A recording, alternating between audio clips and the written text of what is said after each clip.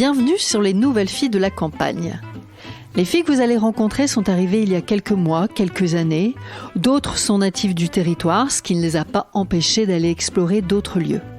En les rencontrant, ce fut une évidence, c'étaient elles mes nouvelles héroïnes. Elles étaient dans l'hôtellerie, dans le soin, dans l'enseignement. Maintenant, leurs journées sont rythmées différemment. Alors soit par les animaux, les marchés de producteurs, la météo.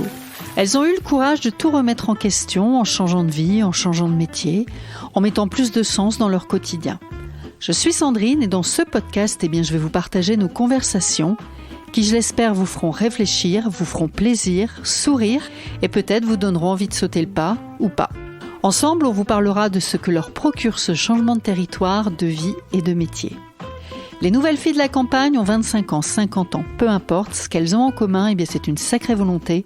Elles ont du courage, elles sont passionnées, passionnantes et certainement un peu inconscientes. Aujourd'hui, je reçois Sarah. Sarah fait partie de ces nouvelles filles de la campagne, arrivées il y a peu de temps sur le territoire, plus précisément la Corrèze, si je ne dis pas de bêtises. Je ne vais pas tout vous dévoiler maintenant, juste vous dire que c'est une jolie plante qui récolte de jolies graines. Bonjour Sarah. Bonjour Sandrine. Un peu plus près du micro, Sarah. Bonjour Sandrine.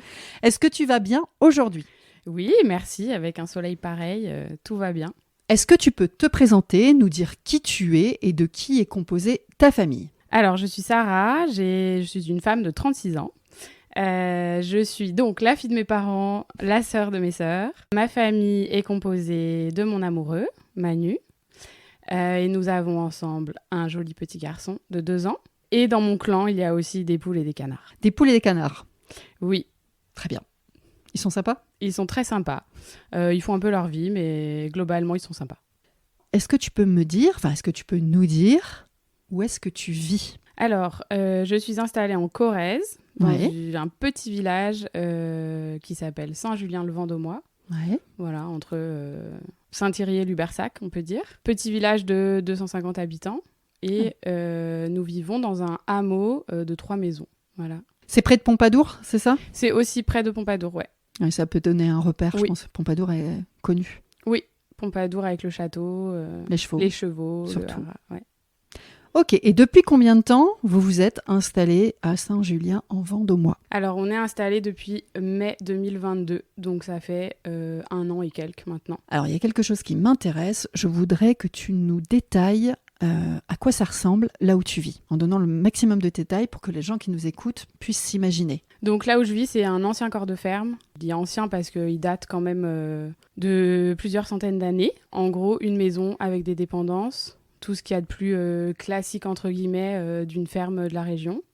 Donc il y a une maison et 2 granges, une porcherie et un clapier poulailler. Et autour, on a 8 hectares de terrain qui font partie de notre propriété. C'est grand, c'est très grand. C'est très grand, donc on n'utilise pour l'instant pas encore tout le terrain qu'on a.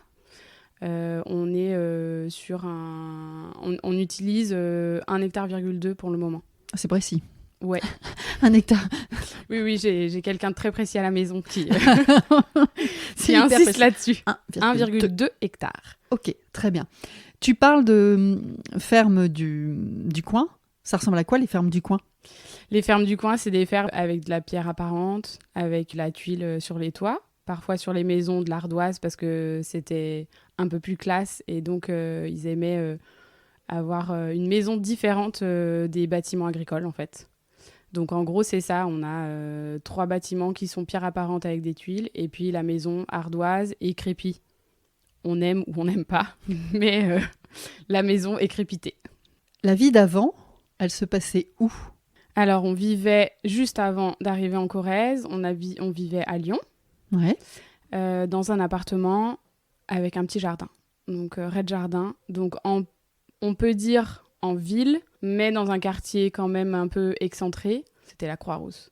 Moi, je suis originaire de là-bas, et j'ai fait un passage à Paris, où j'ai fait mes études, ça peut arriver, au meilleur, où j'ai fait mes études et où j'ai rencontré mon amoureux.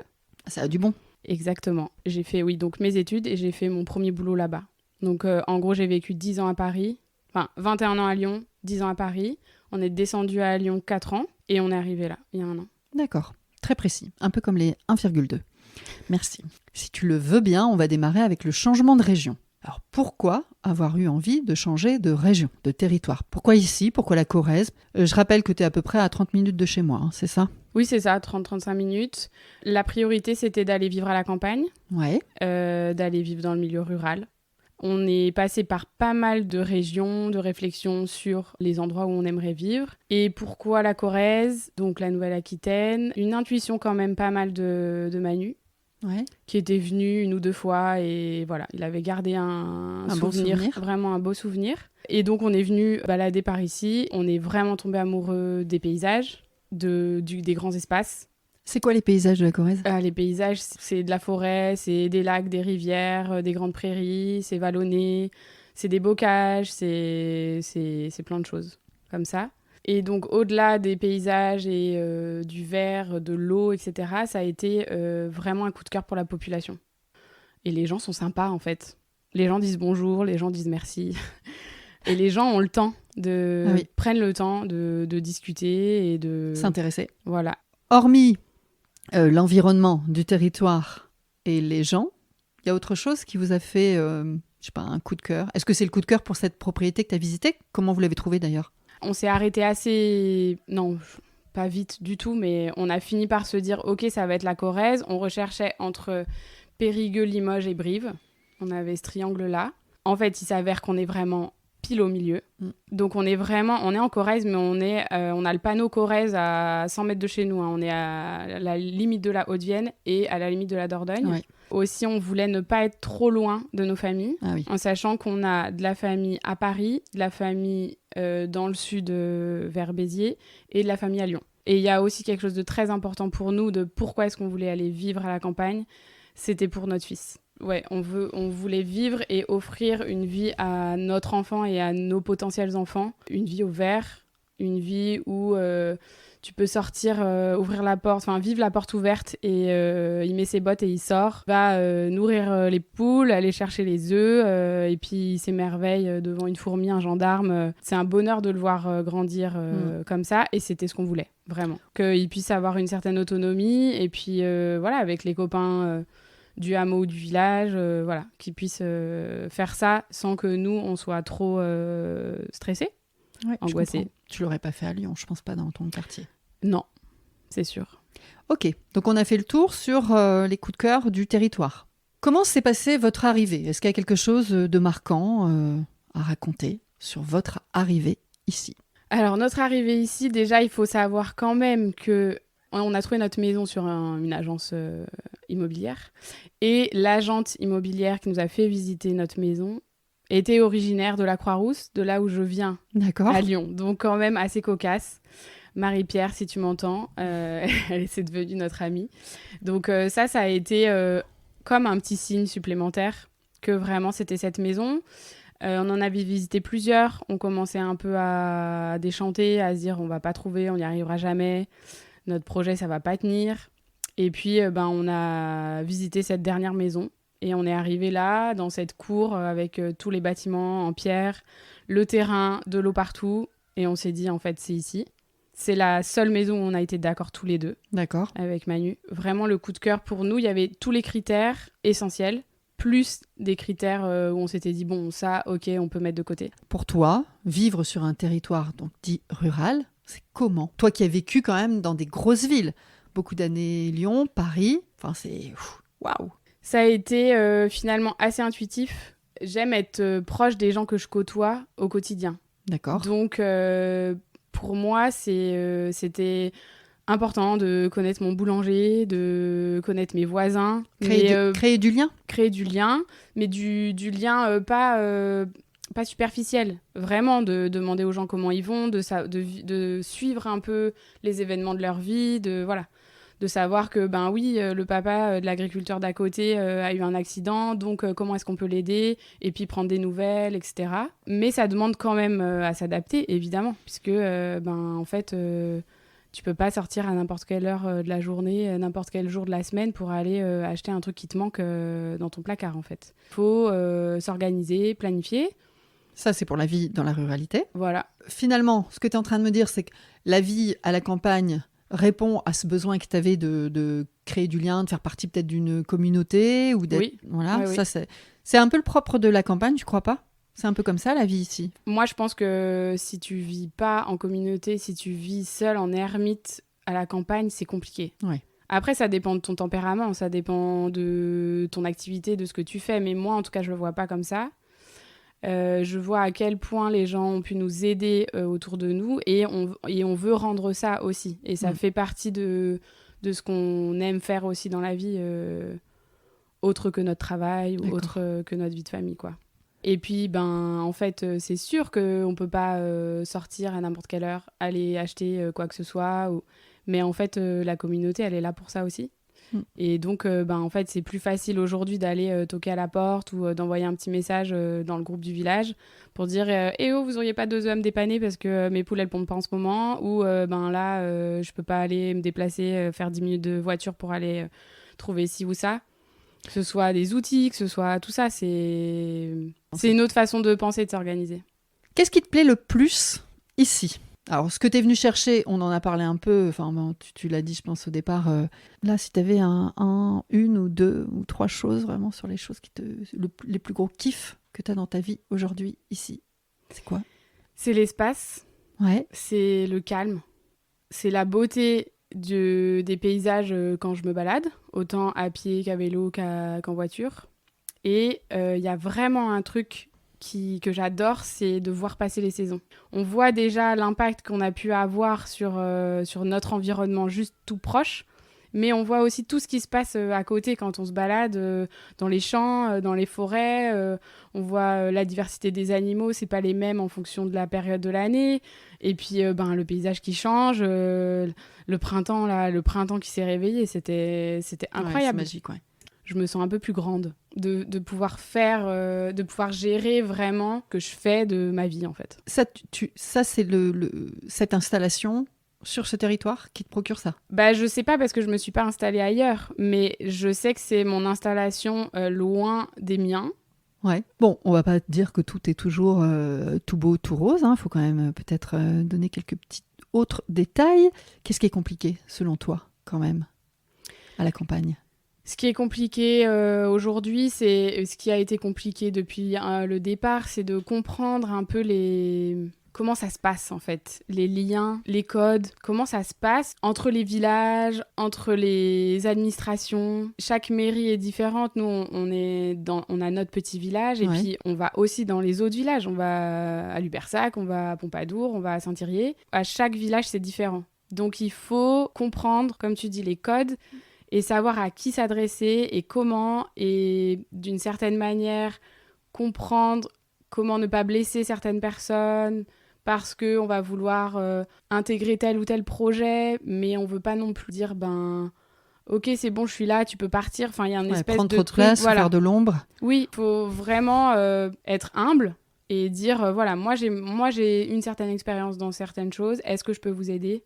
Je pense qu'il y a vraiment cette chose-là, est-ce que je peux vous soutenir ou est-ce que je peux vous aider pour ensuite pouvoir être intégré dans... Et prendre sa place. Voilà, dans certaines organisations qui sont en place depuis des années, en fait. Ouais. Hein, les gens, ils n'ont pas eu besoin de nous pour vivre. Donc, oui, je pense que tu as complètement raison.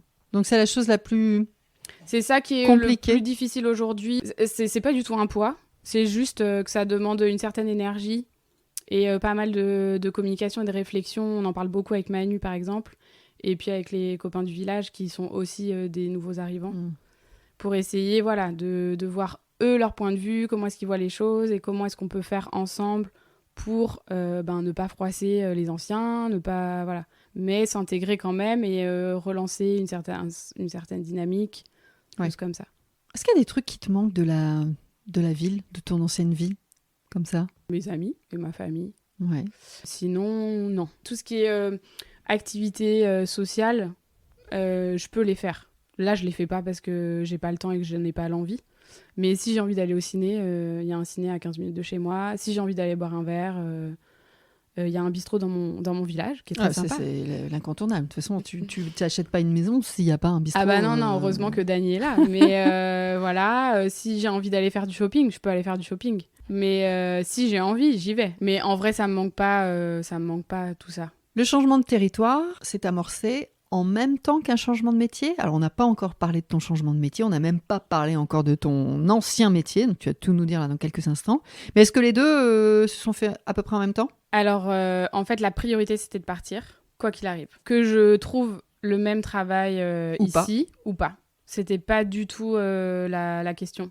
L'idée, c'était de partir. Je le dirai tout à l'heure, mais je fais un métier qui se trouve partout. La priorité, c'était de partir pour que Manu puisse installer son activité. J'aime bien, elle a failli le dire, et puis hop, ah non, son activité, elle ne nous a pas encore tout révélé. Je fais un peu de suspense quand même. Suspense, merci. Et donc, l'idée, c'était ça. Je savais que j'allais participer à l'installation de cette activité. Je savais pas, et je sais pas encore aujourd'hui, si je vais être à 100%, si je vais être à mi-temps, à temps partiel. Alors maintenant, on va y aller. Hein. Tu faisais quoi avant comme métier ? Alors attention, j'ai été ergothérapeute. Ouais. J'emploie le passé, mais en fait, je le suis encore. Et c'est un métier que, de toute façon, je suis au fond de moi. Tu peux préciser ce que c'est, ergothérapeute ? Donc, être ergothérapeute, donc l'ergothérapie, c'est un métier paramédical. On peut travailler dans plein de structures et d'endroits différents. Mais globalement, qu'est-ce que c'est l'ergothérapie ? C'est permettre aux gens de rester le plus autonome possible dans leurs activités de vie quotidienne. Donc, ça va être de réfléchir avec eux à quelles sont leurs activités de vie prioritaires pour eux et leur permettre de le faire seuls. Tu peux donner un exemple ? Oui. Concret ? Avec ou pas des adaptations, mais je suis spécialisée en pédiatrie, donc j'ai travaillé uniquement qu'avec des enfants et des adolescents. Donc, ça va être une jeune fille qui a, par exemple, une scoliose au niveau de son dos, donc un déformement. Un déformement. Une déformation. Un déformement. Une déformation au niveau de sa colonne vertébrale. Elle va avoir un traitement orthopédique, donc ça veut dire qu'elle va devoir porter, par exemple, un corset, qui est quelque chose qu'on met autour de son tronc. Son buste. De son buste, pardon. Autour... je suis dans les arbres. Tronc d'arbre. Ouais, c'est ça. Donc, c'est comme un corset qu'on met autour de son buste et qui, forcément, va nous empêcher de faire certaines choses. Puisque quand on est bloqué des hanches aux aisselles et qu'on ne peut pas se plier ni en avant sur les côtés, voilà. Donc, ça va être de leur montrer une certaine gestuelle pour qu'ils puissent continuer à mettre leurs chaussettes, leurs chaussures, qu'ils puissent continuer, c'est bête à dire, mais d'aller aux toilettes et de pouvoir s'essuyer seuls. Parce qu'en fait, à 14 ans, t'as quand même pas trop envie d'appeler papa ou maman pour faire ce genre de choses. Ça va être de leur montrer comment mettre leur sac à dos parce que il peut pas se pencher en avant et le prendre. Voilà, ça va être la mise en place d'un fauteuil roulant pour un enfant qui a eu un accident et donc adapter le domicile pour qu'il puisse rentrer, se déplacer. Voilà, c'est plein de choses comme ça. Ça veut dire que c'est dans la vie, ça peut être tu peux intervenir dans la vie personnelle des gens, mais aussi dans la vie professionnelle. Oui, ça va être professionnel, scolaire et scolaire, à domicile. Et toi, tu étais spécialisée pour les enfants, mais effectivement, tu peux aller jusqu'aux personnes âgées. Oui, ça va du tout petit bébé aux personnes âgées. À la petite mamie. Voilà. D'accord, c'est beaucoup plus clair. Donc ça, c'était ton ancien métier. Précise bien, finalement, c'était plutôt un ras-le-bol de territoire, c'était pas un ras-le-bol de métier en ce qui te concerne. Ton métier, tu le kiffes toujours. Mon métier, je le kiffe toujours. Je sais en revanche que je ne veux plus travailler dans les structures dans lesquelles j'ai pu bosser. Ouais. C'est-à-dire gros centre de rééducation, grosse usine quoi, avec une hiérarchie, on peut dire plutôt malveillante. Et j'avais une espèce de deadline en tête. Quand j'ai commencé ce travail à Lyon, je travaillais dans un service avec un chef de service qui était conscient et qui était très reconnaissant du travail des ergothérapeutes et des autres rééducateurs d'ailleurs, parce qu'on travaille avec des kinés, avec des ostéos, avec des orthophonistes, avec des psychomotriciens, etc. Et je savais qu'il partait à la retraite et je m'étais dit, quand il partira à la retraite, je partirai. Je savais. Pardon. Elle crache. Je vais m'asphyxier avec ma salive. Tu peux boire. Hein. Tu peux. Sinon, crache par terre, n'hésite pas. Surtout pas. Tu veux pas que je crache sur le micro ? Bah non, ça pas. Je change les bonnettes, hein, mais après c'est parce que bon, si j'oublie entre temps, ça se verrait quand même. Oui, non, je savais que je partirais, je savais pas où, je savais pas comment, mais c'était un peu l'idée que je m'étais faite. Et ce qui est aussi, je pense, important à dire, c'est que je me suis toujours dit que je serais pas ergothérapeute en structure toute ma vie. J'ai toujours eu en tête que j'aurais plusieurs métiers. Plein d'autres projets dans ma tête liés à d'autres choses que l'ergothérapie. Tu me fais penser à quelqu'un. Tu pourrais de toute façon, à la limite demain, tu pourrais très bien continuer ce métier sur un système mi-temps indépendant et puis travailler sur un autre projet. Complètement. Ça, c'est OK. Complètement. Il y a du travail là dans notre territoire et partout en France, il y a des postes d'ergothérapeute de toute façon. Alors comment, ça c'est important, je voudrais savoir comment ton entourage, enfin votre entourage, parce que c'est pas uniquement ton projet, c'est aussi le projet d'une famille, enfin en tout cas celui de Manu et toi. Donc comment votre entourage, famille, amis, ex-collègues, comment ils ont réagi sur le fait de changer de territoire et après changer de métier, puisque lui aussi il a changé de métier. Comment ça s'est passé ? Alors, globalement, j'aime à dire qu'il y a eu une grosse majorité de personnes très enthousiastes. Je pense qu'il y a eu un certain étonnement de certaines personnes, mais je pense que c'est plutôt des gens qui ne me connaissent pas si bien ou qui ne nous connaissaient pas tant que ça. Ouais. On a eu beaucoup de gens qui nous ont dit « Ah, mais c'est super, allez-y. » On n'a qu'une vie. Oui, il y a ce truc-là, on n'a qu'une vie. De toute façon, vous pourrez toujours revenir en arrière. C'est pas si jamais ça va pas, vous pourrez repartir, vous pourrez revendre et tout ça. Ça nous a quand même pas mal aidé aussi nous de se le dire parce que finalement, une maison en Corrèze, ça se revend. Ouais, de se faire confiance. Enfin, en tout cas, de dire qu'on est suffisamment capé pour faire marche arrière ou pour changer de chemin en cours de route. Oui, on s'est toujours dit ça, mais pour tout, en fait. C'est quand on a décidé de vivre ensemble, par exemple, avec Manu, ça fait 15 ans qu'on est ensemble. Quand on a décidé de vivre ensemble, on s'est dit, si ça marche pas, on trouvera une autre façon de faire, en fait. On trouvera quelqu'un d'autre ? Non. On trouvera 2 appartements. Non, mais il y a toujours ce truc de rien n'est gravé et rien n'est définitif. Et après, évidemment, qu'on a senti, plus ou moins fortement, de l'inquiétude, évidemment, qui s'est traduit par des questions, par...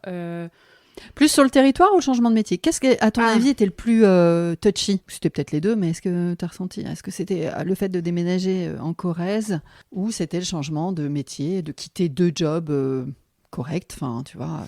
Pour Manu, il n'y a pas eu de gens qui lui ont dit « mais t'es fou de quitter ton boulot » parce que Manu, lui, il était animateur dans une école à Paris et il écrivait les spectacles de théâtre de fin d'année. D'accord. Donc je pense qu'il n'a pas eu de gens qui lui ont dit « mais t'es fou de quitter ce boulot, qu'est-ce que tu vas faire ?» Parce que ça fait des années qu'il parle de ça, qu'il dit qu'il veut aller vivre à la campagne, qu'il veut aller planter ses graines et planter ses trucs et être seul un peu. Elle nous a donné un indice. Quand même, je distille un peu d'informations. Moi, j'ai eu plus de réflexion de « mais tu quittes un CDI, mais c'est un boulot que t'adores, qu'est-ce que tu vas faire, comment tu vas faire, t'y connais rien, tu le suis, rassure-nous, tu vas garder ton travail, est-ce que t'as vu là-bas des annonces, est-ce qu'il y a du boulot pour toi mais quand même, il faut qu'un des deux ait un travail, etc. etc. » Ça a été pas mal d'inquiétude. Après, il y a eu aussi mais votre maison, quand même, elle est vétuste, elle n'est pas isolée. Le premier hiver, comment vous allez faire ? Les mêmes inquiétudes, les mêmes réflexions qu'on a eues quand on est parti en camion. Notre fiston, il avait 6 mois. On est parti avec notre fourgon, un matelas. Ouais, j'allais dire, quand tu dis camion, c'est un peu étrange. C'était un fourgon, un van. C'était un van qu'on peut dire aménagé à notre sauce, c'est-à-dire qu'on avait fait l'isolation, on avait mis un sommier et notre fils dormait dans une nacelle. Et c'est comme ça qu'on a rencontré Olivia de la Goursaline, d'ailleurs. Olivia, si tu nous entends. On est allé crécher chez eux. Donc oui, on est un peu passé pour des fous. On nous a dit, mais en plein hiver, on est parti au mois de décembre, il faisait pas très chaud, c'est sûr. Donc c'est un peu cette chose-là d'un certain confort auquel on est habitué en fait quand on vit en ville. Donc ça peut faire un peu flipper les gens. Oui, leur propre peur. Voilà. Et il y a un truc qu'on s'est dit il y a quelques jours avec toi, ça m'a fait beaucoup rire. Enfin, ça m'a fait rire et en même temps, tu avais mis le mot au-dessus. C'était sur cette fameuse phrase Ah, mais moi, je pourrais pas. Alors, j'ai envie de dire à tous les gens qui nous écoutent, pas vos amis, votre famille qui ont envie de faire ce type de projet, comme celui de Sarah, de toutes les autres filles ou le mien, ne dites pas aux gens « Oh, moi, je ne pourrais pas ». Ça, c'est un truc, parce que je pense que dans certaines situations, ça peut être un peu, c'est ce que tu m'as dit, et j'ai trouvé ça très juste, dénigrant, c'est ça ? Oui, ça peut être pris de façon un peu péjorative, alors que c'est certainement pas la volonté des gens, mais en fait, en soi, on te demande pas de le faire. Dis-moi plutôt, c'est courageux, est-ce que ça va ? Est-ce que ça te va ? Est-ce que ça te convient ? Est-ce que t'es heureuse ? Plutôt que de dire « moi, je pourrais pas ». Parce que cette phrase-là, je l'ai beaucoup entendue par rapport à mon métier aussi, quand je dis que je travaille dans le monde du handicap, de personnes qui sont en situation de handicap, etc. Souvent, c'est « ah ouais, non mais moi, je pourrais pas ». Et en fait, pas grave, c'est OK que toi, tu puisses pas. Mais moi, je peux, donc laisse-moi vivre ce projet, ce rêve, cette envie. Laisse-moi aller au bout de mes choix et de mes envies. Ouais. Et voilà. Il y a une autre chose qu'on a pas mal ressenti aussi en partant. Dis-moi. Ça a été quand même la tristesse de nos proches de nous voir partir un peu loin. Il y a beaucoup de gens qui nous ont dit « c'est super, c'est génial, on est content pour vous, allez-y, foncez ». Mais ils nous ont dit « mais vous nous faites un peu de partir si loin parce qu'on va moins se voir, parce qu'on sait que vous allez faire une activité où vous serez moins dispo. » Très pris, oui. Très pris, que vous n'aurez pas forcément au départ les moyens aussi de vous déplacer si facilement, les moyens financiers, j'entends. Donc, parce que tu as un camion, donc tu peux bouger quand même. Voilà, mais il faut quand même mettre du diesel dedans. Oui, j'avoue que effectivement, ça je pense que c'est une partie qui est commune à toutes les nouvelles filles de la campagne. Le fait de quitter ses amis et sa famille, c'est la partie la plus compliquée. Il y en a qui t'ont donné de bons conseils ? Là, elle reste stoïque. Si. Je pense encore une fois à Olivia et son cher et tendre David, qui nous ont dit « vous avez bien fait d'oser demander de l'aide ». Parce que, sur l'installation ? Oui. Autant sur le déménagement que sur l'installation de notre activité. Pourquoi ils ont dit ça, tu crois ? Parce qu'eux, ils n'ont pas osé. Parce qu'eux, ils se sont épuisés sur là où les premières années. Ouais, la mise en œuvre. Voilà. Et c'est vrai qu'ils ont vu, du coup, nous, ils nous ont complètement suivis parce qu'en fait, on était chez eux quand on a trouvé la maison. On les a emmenés visiter, on leur a expliqué ce qu'on voulait faire et tout ça. Donc, ils ont été très, très enthousiastes. Ils nous ont beaucoup soutenus, beaucoup aidés. Et quand ils ont vu sur la première année les chantiers un peu participatifs qu'on a pu faire, et l'aide qu'on a osé demander, parce que bien sûr qu'il y a des gens qui nous ont proposé spontanément, mais on a aussi appelé, en fait, pas à l'aide, mais on a appelé à l'aide sans que ce soit un SOS, mais on a appelé les gens à venir nous aider. Et du coup, ils nous ont dit, vraiment, ça, c'est quelque chose qu'on n'a pas osé faire, et que je pense, si c'était à refaire, on le ferait différemment par rapport à ça. Ça, c'est un bon conseil à distiller. Oui. On va peut-être créer une association, donc les nouvelles filles de la campagne, et on viendrait accompagner les nouveaux arrivants. Et ça se fait, et les gens sont hyper enthousiastes, et surtout nos copains de la ville, en fait. Est-ce qu'à un moment donné, les peurs d'entourage, famille, est-ce que ça aurait pu impacter votre décision, ta décision ? Je pense que globalement, non. J'ai essayé, là, sur cette étape de ma vie, de faire vraiment ce que je voulais, et ne pas prendre en compte les réflexions, les remarques des autres. Je pense que ça a quand même joué sur la distance, c'est-à-dire qu'on était prêt un peu à partir un peu à l'autre bout de la France et on a un peu quand même réduit la voilure, comme on dit. D'accord, un peu minimisé. Voilà, en se disant, ok, là, c'est quand même assez central et aujourd'hui, on se dit qu'on a vraiment fait le bon choix.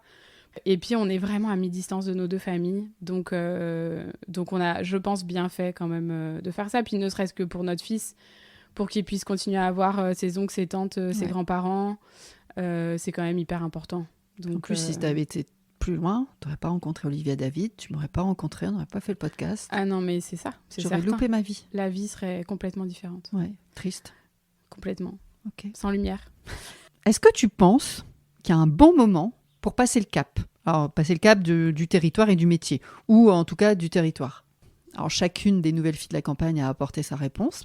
J'attends la tienne. Pour moi, c'est bête à dire, mais il faut le faire quand on est prêt, quand on le sent vraiment viscéralement que là, ça y est, il faut y aller. Et je sais aussi qu'il n'y a jamais de bon moment. C'est-à-dire qu'on peut toujours trouver une excuse, se dire non, mais allez, encore 6 mois, non, mais j'ai pas fini ce projet, ah non, mais il est trop petit, ah non, mais il est pas... Enfin, il est trop grand, voilà. Donc, je pense qu'il faut sentir au fond de soi que là, c'est plus possible et il faut y aller. Faut pas non plus être dans un burn-out total parce qu'on va prendre des décisions un peu trop hâtives. Ouais, et puis tu emmèneras ton burn-out avec toi. Voilà, donc non, je pense que nous, ce qui nous a décidé, c'est qu'on s'est dit, bon, voilà, ça y est, on a 30 ans passés, on a bien voyagé, on a bien bringué, on a bien profité de toutes les plaisirs de la ville. Voilà, des plaisirs de la ville, mais ça y est, là, c'est bon. Qu'est-ce que tu supportais plus en ville ? Le bruit, ouais. Les gens. Les odeurs. C'est ragoûtant, n'est-ce pas ? Le rythme un peu, même si j'aime pas dire que oui, à Paris ou à Lyon, les gens sont stressés et tout. En fait, des gens stressés, il y en a partout. Et des cons, il y en a partout. C'était ça, et puis de pas être libre de me lever le matin et de me dire je vais faire ça, parce que c'est moi qui l'ai décidé. Et de sortir, d'ouvrir la porte, de la laisser ouverte, et de la maison, et de pouvoir voir ce qui s'est passé pendant la nuit, ce qui se passera pendant la journée, le temps qui passe, les saisons, etc. Enfin, on va parler de votre projet. Donc, si j'ai bien compris, à la base, c'est Manu qui avait cette idée en tête, et puis tu l'as suivi corps et âme. Alors, c'est quoi votre projet ? Qu'est-ce que vous faites ? On est installé en producteur de plants et de semences. À la base de la base, c'est Manu qui avait l'idée d'être producteur de semences. Donc, les semences, c'est les graines. Être multiplicateur de graines, en fait. Donc, ça veut dire planter des graines, faire pousser nos légumes, nos fruits, récolter les légumes, les fruits, récolter les graines, les mettre en sachet et pouvoir les distribuer. Il a fallu quand même que je mette un peu mon grain de sel là-dedans. Au bout de 6 mois, 9 mois, on s'est dit, bon, avant d'arriver à la graine, il va falloir quand même qu'on fasse une autre activité, ne serait-ce que pour se faire connaître et pour rentrer un peu d'argent quand même. Oui, parce que cette installation sur la semence, ça prend du temps avant de récolter et de pouvoir en fait, en distribuer. Gros, on rentrera peut-être dans le détail, mais en gros, tu fais tes premiers semis, ça veut dire tu plantes ta graine dans ta terre au mois de mars, tu récoltes au plus tôt au mois de juin. Oui. Nous, on avait du retard, donc voilà. Mais en gros, tu peux commencer à récolter au mois de juin et tes graines, tu les vends au mois de janvier. Puisque les gens achètent leurs graines janvier-février pour pouvoir commencer leur semis au mois de mars. Donc, il y a quand même un certain laps de temps avant. Et donc, voilà, on commençait à avoir un peu nos économies fondre. Donc, on s'est dit de quoi les gens ont besoin et qu'est-ce qu'on pourrait leur proposer. Faire du maraîchage, ça nous est passé par la tête aussi. Donc, ça veut dire planter, récolter les légumes et puis les vendre. Oui.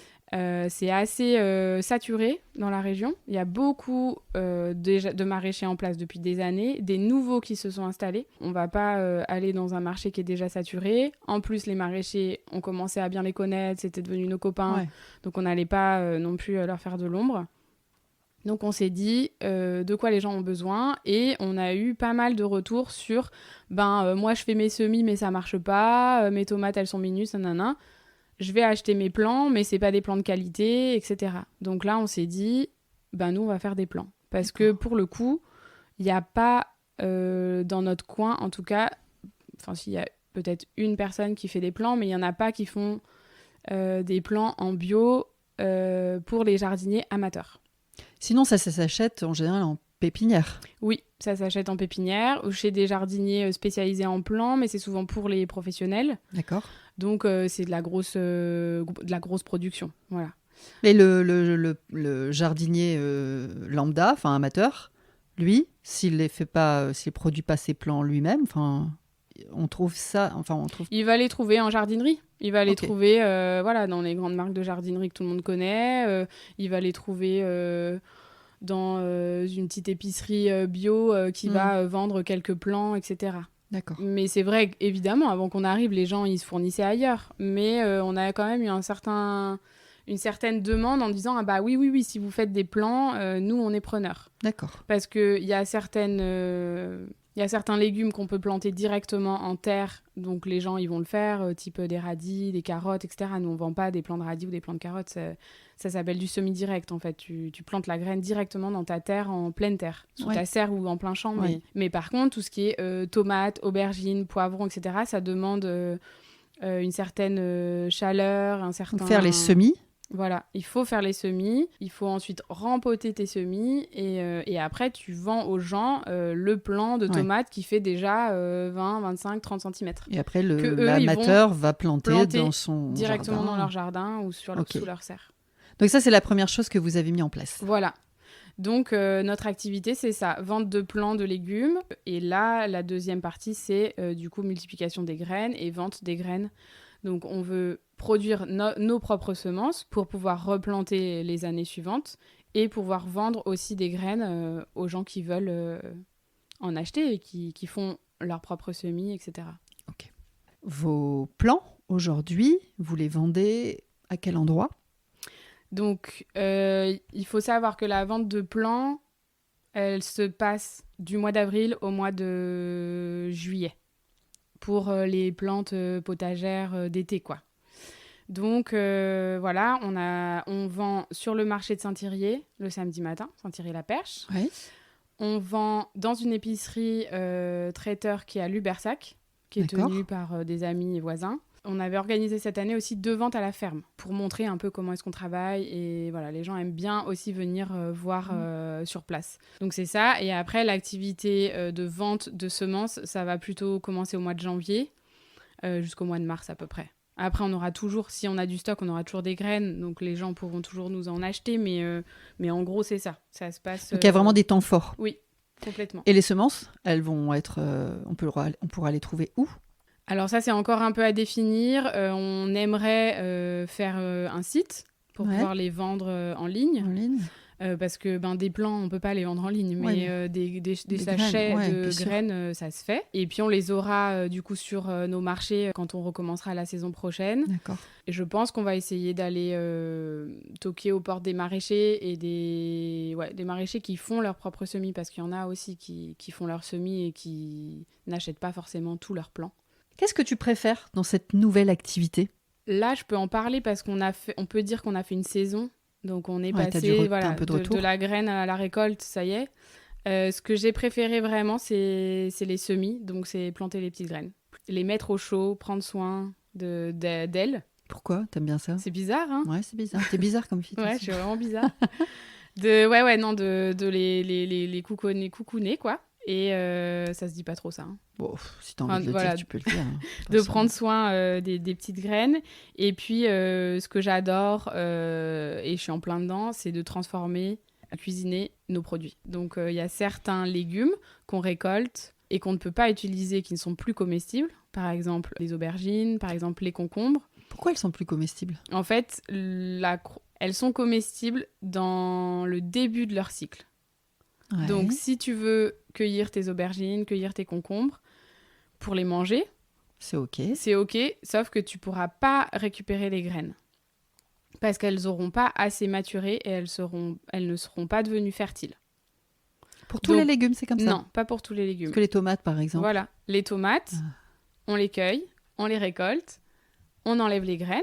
Ce que tout le monde peut faire, tu prends ta tomate, quand elle est bonne à manger, elle est bonne à récolter en termes de graines. Mais pas les autres légumes. Voilà, en fait, par exemple, les melons, les pastèques, les tomates, les poivrons, tout ça, tu peux récolter les graines et consommer la chair des légumes. D'accord. Par contre, aubergines, concombres, courgettes, ça, tu es obligé de leur faire finir leur cycle de croissance et donc elles ne soient plus comestibles pour toi. Ton aubergine, elle va plus être violette, elle va devenir orange marronasse. Ouais, c'est ce que tu m'as montré sous ta serre, où il y en avait une qui avait une drôle de couleur. Je me suis la courgette, en fait, on la récolte très tôt dans son cycle de croissance. Et pour que nous, on puisse avoir des graines fertiles, on doit les laisser devenir orange. des courgettes vertes, elles vont devenir oranges. Et quand elles sont totalement oranges, là, on va pouvoir les cueillir et récolter les graines. D'accord. Mais du coup, on peut pas nous les manger. Donc, on les transforme autrement, on les donne aux animaux. Mais voilà. Donc, moi, là, je suis dans cette phase de... On récolte certains légumes qu'on peut pas manger et d'autres qu'on peut manger. Et donc, je transforme... Ce qu'on peut manger. La cuisine, c'est ma passion. Une de mes autres passions. D'accord. Donc, dit, en fait. c'est ça que j'adore. Là, ça a été les semis sur février, mars, avril. Et là, maintenant, la transformation de nos produits. C'est moi qui ai planté la graine au départ. Et là, ça a fait des fruits, des légumes. Et je vais manger ça. Je vais faire manger ça à mes amis, à ma famille, à mon fils. D'accord. Donc, il y a tout un truc hyper valorisant et kiffant. Ça pourrait être une idée pour diversifier ton activité plus tard ? Oui, c'est l'idée. Ce serait ma part du job. Ouais. Je pense que je garderai le côté administratif, compta, etc. Pourtant, il est précis, Manu, quand même. Hein. Ah oui, il est précis, mais c'est mieux que ce soit moi qui gère. Non, c'est pas mieux, mais je pense qu'il aime pas faire ça.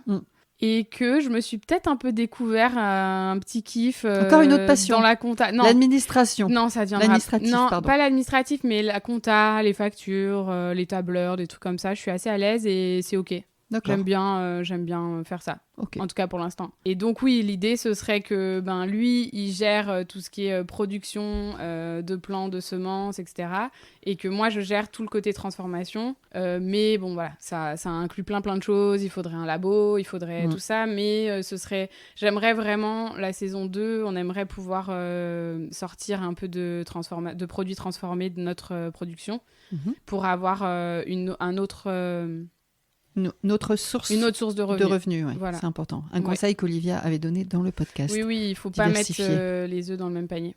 Ok. Tous nos œufs dans le même panier. Tout à fait.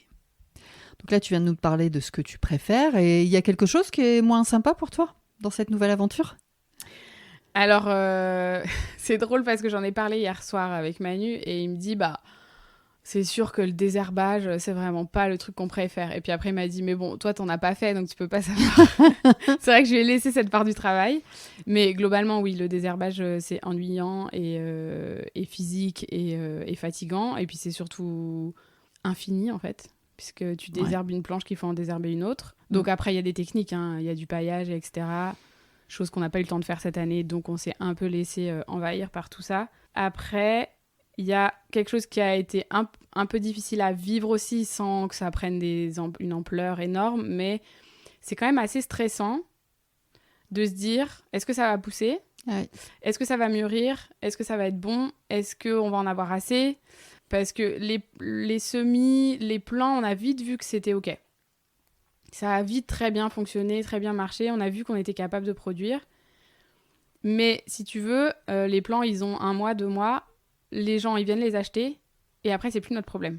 C'est notre problème parce qu'on a envie d'avoir des bons retours et que les gens nous disent c'est super, ça a pris, c'est génial, c'était de bonne qualité, etc. Mais si tu veux, c'est plus entre nos mains. Quand tu plantes dans ta serre, quand tu plantes dans ton jardin, il faut que ça aille jusqu'au bout, quoi. Des tomates, ça doit aller au bout, mais c'est moins long. Des aubergines qui doivent aller jusqu'au marron. Voilà, c'est quand même une certaine charge mentale de se dire est-ce que ça va aller au bout, est-ce qu'on va y arriver, est-ce qu'on a assez arrosé, c'est notre première année. Moi, j'avais pas planté une graine avant l'année dernière. Donc, c'était vraiment un truc de comment ça va marcher, qu'est-ce que ça veut dire ça c'était pas une angoisse, mais c'était quand même une petite chape qui est au-dessus de toi qui te dit parce que là, si on n'en a pas, qu'est-ce qu'on fait, quoi. C'est comme si on apprenait notre leçon, en fait. Faut pas se dire, là, c'est raté, c'est bon, j'arrête tout, j'y arriverai jamais. En fait, c'est juste relire. Apprentissage. Ouais, tu relis ce que t'as fait, pourquoi tu l'as fait. C'est pour ça on tient un journal de bord, on essaye de noter tout ce qu'on fait. C'est parfait. Tes journées, elles se passent comment aujourd'hui ? C'est quoi ta journée type ? Alors, ça, c'est super parce qu'il n'y a pas une journée qui se ressemble. Et ça, c'était quelque chose aussi qui me pesait, je pense, dans mon ancienne vie. Ouais, la routine, les horaires, toujours la même chose, les mêmes semaines qui se ressemblent, quoi. Souvent, on se dit le soir, bon, allez, qu'est-ce qu'on fait demain ? Enfin, qu'est-ce qu'il faut qu'on fasse demain ? Et puis, en fait, souvent, le programme change. Il y a quand même forcément des choses les impondérables. Oui, les impondérables, oui, on va déposer notre fils à la crèche. Enfin, à part ça, il n'y a pas tellement de journées type. Il y a plutôt des espèces de périodes. On va se dire que là, au mois de mars, 2 ou 3 jours dans la semaine, on va faire les semis. Une fois que les semis ont poussé, il va y avoir de l'arrosage plus, il va y avoir tout ça. Mais il n'y a pas une journée vraiment qui se ressemble, il n'y a pas une période qui se ressemble. Et ça, c'est super. Parce que vraiment, si on faisait que ça, que de planter des graines, toute la journée, tout le temps, faire que ça, sans suivre, en fait, parce que tu t'ennuies, quoi. Tu y réponds ou tu y réponds pas, mais est-ce qu'aujourd'hui, vous vivez de votre activité ? Est-ce qu'on vit On vit très bien, oui, on est très heureux.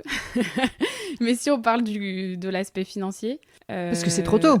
C'est trop tôt, c'était notre première saison, donc voilà, il va falloir qu'on augmente un peu les ventes, etc., les points de vente. La production et les ventes ? Non, la production, c'est OK, on en avait assez. Malheureusement, on n'a pas pu tout écouler en fait cette année, puisque en fait on vient d'arriver, on a eu beaucoup de gens autour de nous qui ont été super enthousiastes. Il y a beaucoup de gens de notre village qui sont venus, par exemple, des anciens et des nouveaux. Mais voilà, ça n'a pas suffi pour atteindre l'objectif qu'on s'était fixé.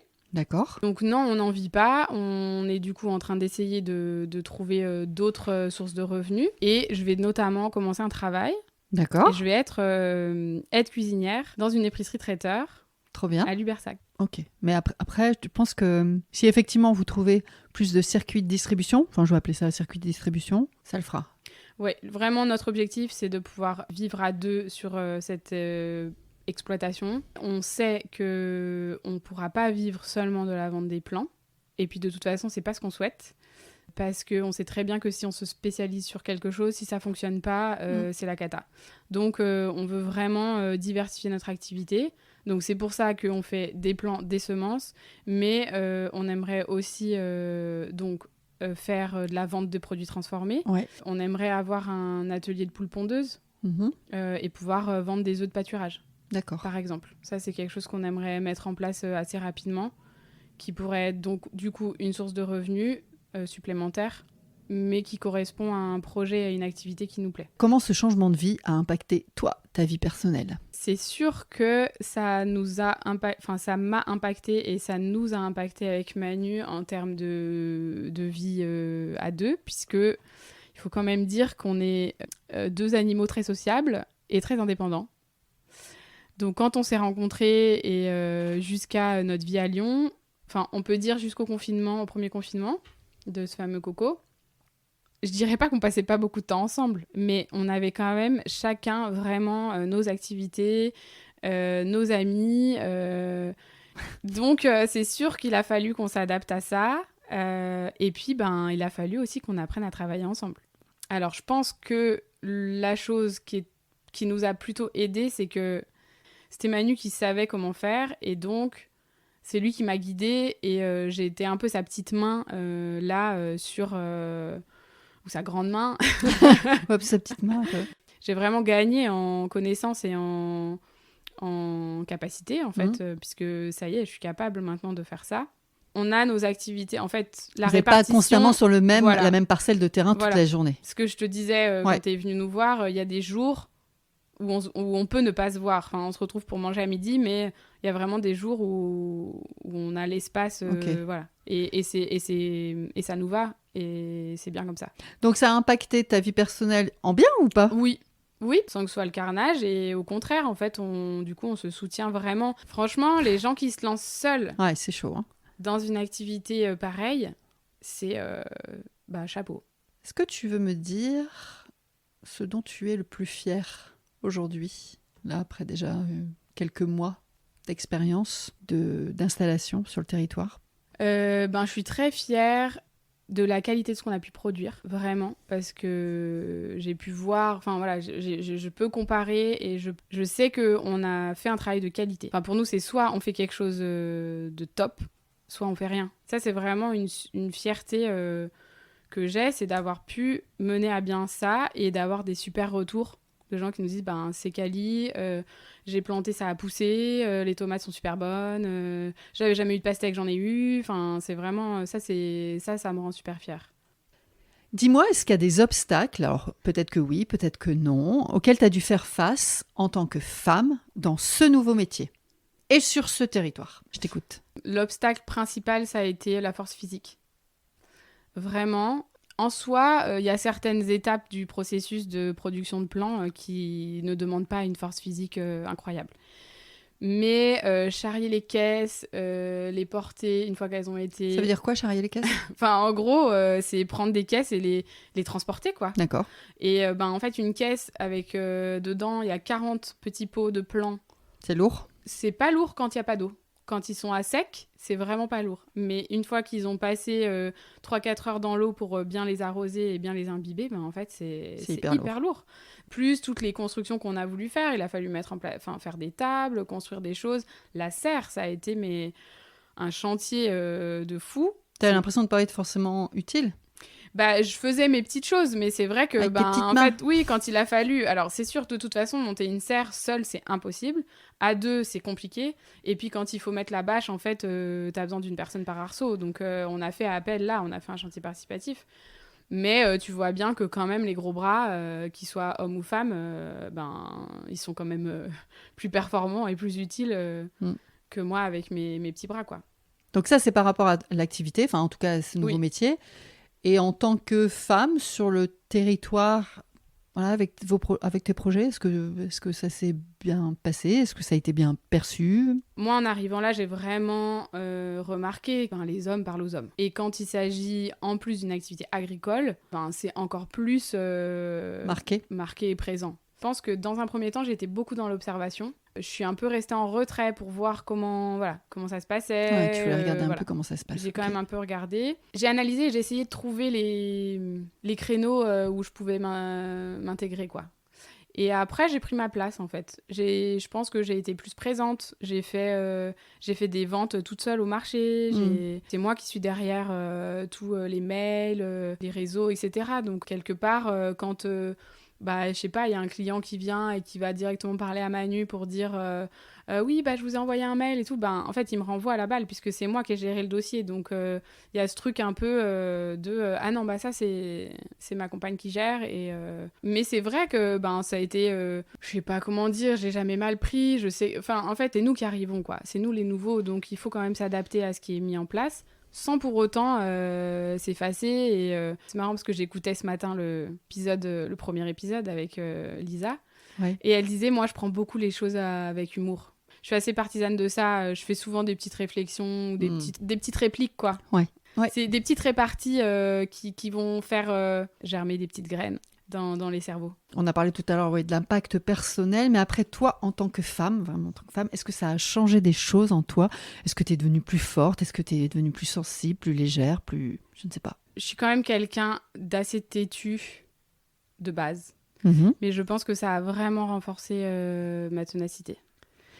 Et ça m'a appris à me passer de beaucoup de choses. C'est le changement de territoire, le métier, les deux? En fait, le changement de territoire, dans le sens où il y a beaucoup moins de choses accessibles, il y a beaucoup moins de tentations, entre guillemets. Donc, je me suis rendu compte qu'il y avait plein de choses dont j'avais pas besoin. Tout à fait. Enfin, en tout cas, moins besoin ou dont je pouvais me passer. Et par rapport au changement de métier, oui, ça m'a montré que si je voulais faire quelque chose, j'y arrivais. Donc même plus obstinée? Oui, j'ai jamais trop douté de moi, mais quelle place je vais trouver? C'est vrai que pendant longtemps, Manu me disait, mais toi, faut que tu définisses ton projet, qu'est-ce que tu veux faire, de quoi tu as envie, etc. Et en fait, moi, je suis vraiment partie, je l'ai suivi. J'avais ce rôle de maman un peu parce que mon fils n'était pas gardé, donc j'étais là, de toute façon, là, je vais plutôt m'occuper de lui, et puis après, on verra. Et c'est vrai que c'est sur le tas, en fait, T'as trouvé ta place naturellement. Voilà. Enfin, encore plus sûr de ce que je fais. Et de là où je veux aller et de là où je ne veux pas aller. Je voulais te demander, à ton avis, que peuvent apporter les néo-ruraux, donc on se définit comme des néo-ruraux, à un territoire comme celui-là, où ça pourrait être un autre endroit, ça pourrait être l'Auvergne, peu importe, mais... Ça, c'est très... c'est très personnel dans le sens où chacun va pouvoir répondre, et peut-être que le mieux, ce serait de demander aux gens qui sont anciennement là, de savoir ce que ça leur apporte de vivre à nos côtés maintenant. De ce que je pense, c'est que ça peut parfois redynamiser une certaine vie de village, de ville, de hameau. Et puis ça peut enrichir certaines pratiques. Alors, je dis pas que nous, on arrive et on a des nouvelles méthodes et que ça va fonctionner, mais moi, je crois beaucoup au partage d'expériences. Et l'avantage qu'on peut peut-être avoir, alors après, il y en a qui diront que c'est plutôt des inconvénients, mais je dis on parce que, en fait, tous les gens là de notre communauté, notre petit village gaulois là. Quand tu dis communauté comme ouais, ça, on dirait qu'elle est amiche. Donc c'est une amiche. Non, mais tous les copains du village, on vient tous de vie plus ou moins citadine, mais surtout de métiers différents. Ouais. Et on s'en sert pour nos métiers d'aujourd'hui. Comme toi avec l'ergothérapie. Voilà, moi avec l'ergothérapie. Et donc on peut, comme je disais, partager nos expériences et faire d'une activité qui est pas forcément hyper dynamique, un peu plan-plan, bah, on peut apporter aussi des nouvelles choses. Des nouveautés, ouais. Des nouveautés. Là, je fais partie du comité des fêtes de mon village. Je suis secrétaire du comité des fêtes de mon village. Et on a créé un groupe WhatsApp. Et c'est vraiment ça peu paraît à dire anodin, parce que pour nous, c'est notre quotidien. Ouais, bien sûr. Mais en fait, oui, les anciens du bureau, ils sont hyper contents parce que du coup, on arrive à mieux communiquer. On n'est pas obligé de dire « Ah bah, tu diras à un tel pour la date de la réunion du machin. » Non, tout est dans... Ouais. Voilà, je fais des comptes rendus, on sait ce qu'on s'est dit la fois d'avant. Enfin, donc voilà, je pense que c'est surtout ça. Selon toi, est-ce que le fait de venir vivre à la campagne doit nous couper de toutes les facilités que nous procure Internet, voilà, se couper des réseaux sociaux parce qu'on a choisi un mode différent de la ville. Est-ce qu'on ne peut pas justement continuer à l'utiliser pour se faciliter la vie? Un peu comme ce que tu viens de dire avec WhatsApp finalement. C'est quoi ton avis là-dessus? Moi, je pense pas. Il faut rester à l'aise avec ce qu'on aime faire et ce qu'on avait mis en place. Et voilà. Après, je dis pas qu'il faut pas s'adapter, parce qu'un réseau qui va fonctionner en ville va pas forcément fonctionner de la même manière. Comme Instagram et Facebook. Voilà, Instagram, Facebook, clairement, en arrivant là, on en parlait l'autre jour, mais clairement, c'est Facebook qui fonctionne plus qu'Instagram. On reste quand même dans une région qui est ultra connectée en termes d'Internet, parce que quand même, on a la fibre. Oui. Hein, et pas ici, moi, non. En Corrèze, toute la Corrèze est fibrée, comme on dit. D'accord. Clairement, on capte mieux que quand on était à Lyon, quoi. Ok. Donc, je pense que c'est quand même une volonté de la région, ou en tout cas du département, enfin, je sais pas. Mais voilà, après, moi, c'est quelque chose que j'aime. Partager sur les réseaux, communiquer, ça, c'est vraiment quelque chose que j'aime faire. Si on n'est pas à l'aise avec et qu'on n'a pas envie de le faire... c'est ok. Voilà, c'est ok. Enfin, en fait, on fait comme on a envie. Écoute, c'est presque la fin de notre conversation. J'ai des petites questions, les dernières petites questions. Quel est le meilleur conseil qu'on ne t'a pas donné et que toi, tu voudrais aujourd'hui partager aux hommes, aux femmes, qui auraient envie de sauter le pas? Alors, c'est un peu compliqué de répondre à cette question parce que j'aime pas trop donner des conseils. Je pense que j'aurais bien aimé qu'on me dise « vas-y, fonce ». Plus de fois que ce qu'on a pu me le dire, parce qu'on nous l'a dit, mais pas tant que ça. Ou pas avec autant de détermination, d'enthousiasme. De confiance, en fait. De dire, mais tu vas y arriver, et puis si tu y arrives pas, c'est pas grave. Ce serait ça? En fait, moi, ce que j'aime bien dire aux gens, si c'est là où tu veux aller, si ça va te rendre heureux ou heureuse, vas-y, et si tu te trompes, je serai là. Donc, c'est pas un conseil, c'est plus d'être assuré que il y aura un petit parachute ou qu'il y aura un coussin, en fait, qui va te rattraper si jamais, en fait, tu t'es trompé. Parce que se tromper, c'est pas grave. Et comme je disais en début de conversation, on va apprendre de nos erreurs et en vrai, rien n'est définitif et rien n'est grave. Donc, c'est plutôt ça que j'aurais aimé un peu plus entendre et je dis pas que je l'ai pas entendu. Voilà, c'est vraiment quelque chose de... Ne t'inquiète pas, parce que en fait, je crois que j'ai besoin d'être rassurée. Ne t'inquiète pas, ça va aller. Et s'il y a quelque chose qui va pas, on sera là, je serai là. Est-ce que tu penses à une femme ou à des femmes qui pourraient prendre la parole sur ce podcast? Est-ce que tu en as quelques-unes en tête ou une? Alors là, oui, j'ai un sacré nombre de copines qui, j'espère, répondra positivement à ton appel parce qu'elles méritent toutes d'être connues. Il y a Laurence qui fait du pain dans notre village, qui s'est lancée là-dedans il y a 1 an et demi, 2 ans. Il y a Louise qui est maraîchère à Besnac, à la ferme des petites bottes. C'est mignon, ça, la ferme des petites bottes. Ouais, c'est très chou. Il y a Laura qui est arrivée dans la région il y a 10 ans, qui vivait dans le sud et qui a monté sa brocante. Puis il y a Fred aussi, Frédéric, qui tient une épicerie traiteur à Lubersac. C'est elle que je vais remplacer pendant son congé mat. Et puis, un petit extra, mais qui serait vraiment une guest de ouf. Je crois que je sais.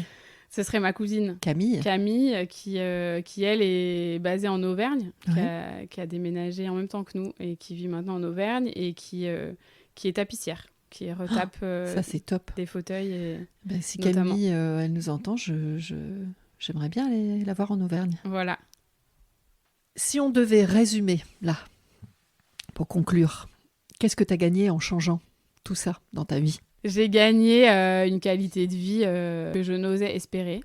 Ce calme et cette beauté là autour de nous, du matin jusqu'au soir, les ciels étoilés de cet été et de l'été dernier. Enfin, j'ai vu des étoiles filantes et des bolides, on appelle ça des bolides. C'était incroyable, vraiment, de pouvoir faire partager ça à mes amis qui sont venus nous voir aussi.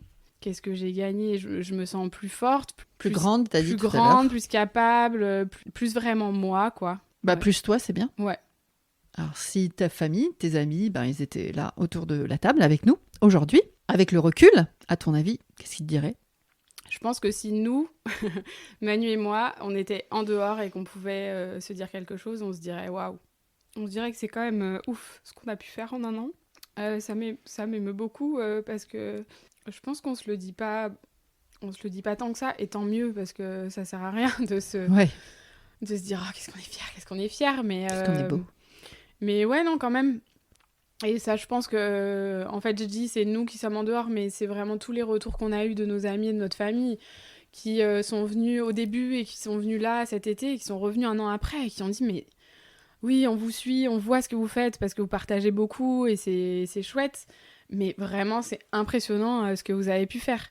Et c'est vrai que moi, ça me fait ça quand je vais visiter des exploitations ou les maisons, les fermes de nos copains. Je suis impressionnée par le travail qu'on est capable d'accomplir. Et c'est vrai qu'on ne se rend pas forcément compte, nous. Donc, bravo. Donc, il te dirait bravo, c'est fou. Ouais. Je ne sais pas vraiment ce que diraient les gens qui ne s'expriment pas trop ou les gens qui ne nous ont pas trop dit ce qu'ils en pensaient. J'aimerais juste qu'ils nous demandent si on est heureux et si on ne regrette pas. On a eu pas mal cette question quand même alors, pas de regret. Pas en espérant qu'on regrettait, mais vraiment pour, je pense, se rassurer eux, leur petite peur. Donc tout de suite, je réponds non, jamais de la vie je reviendrai en arrière. Je suis heureuse d'être là, de ce qu'on fait. Ok, on n'a pas d'argent, mais on est heureux et c'est bien l'essentiel. J'espère, je vais pas y arriver. Dans quelques années, j'espère que notre ou nos enfants nous diront merci. C'est parce que c'est quand même une décision d'adulte qu'on a prise. Puis il avait 6 mois, donc il va pas se dire « Ah, c'était mieux avant » et tout ça. Comme moi, je suis capable de dire à mes parents, ou comme je pouvais dire à mes grands-parents, merci, parce que vous nous avez fait vivre ça, vous nous avez fait vivre ça, merci pour ci ou pour ça. J'espère, voilà, vraiment que dans quelques années, nos enfants, ils pourront nous dire merci et qu'ils sont heureux et que tu as fait le bon choix. Et vous avez fait le bon choix. Qu'on a bien fait de faire ça. Eh bien, merci, ce sera le mot de la fin. Alors moi, je te dis merci, Sarah. Salut, merci beaucoup. Un mot pour la fin ? Belle journée. C'est parfait. Belle journée et merci. Merci pour ce partage. Je suis certaine qu'il sera utile et qu'il fera résonance au moins à l'une ou à l'un d'entre nous. Pour conclure cet épisode et pour m'encourager à en produire d'autres, on partage l'épisode à son entourage. Ça veut dire la famille, les amis, les collègues, les voisins. Et le Graal, ça serait d'aller mettre des étoiles et des commentaires sympathiques sur Apple Podcast et Spotify. Abonnez-vous à la chaîne de podcast pour être informé puis pour recevoir facilement les nouveaux épisodes. Vous pouvez me retrouver sur les réseaux sociaux des Nouvelles Filles de la Campagne, Instagram, Facebook, LinkedIn, j'en passe et des meilleurs. Et si vous aussi, vous avez des filles en tête, des femmes, des nanas qui pourraient partager leur histoire, n'hésitez pas à me contacter sur les nouvelles filles de la campagne @gmail.com. Si vous avez envie d'échanger avec les nouvelles filles de la campagne, sachez que je mettrai leurs coordonnées dans les descriptifs du podcast. Je vous souhaite une bonne journée, une belle soirée et je vous dis à bientôt. Merci.